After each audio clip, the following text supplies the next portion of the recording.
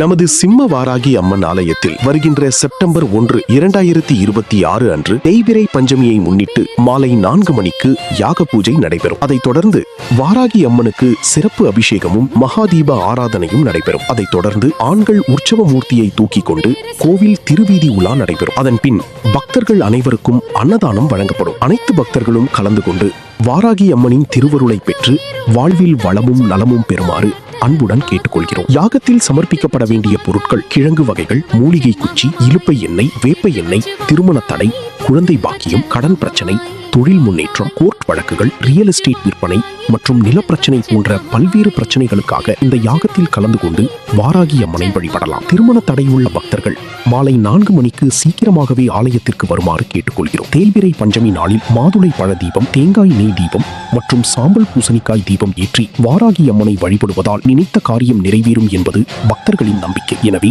அனைத்து பக்தர்களும் குடும்பத்துடன் கலந்து கொண்டு வாராகி அம்மனின் திருவருளை பெற்று வாழ்வில் அனைத்து நலன்களும் பெறுமாறு அன்புடன் அழைக்கிறோம்.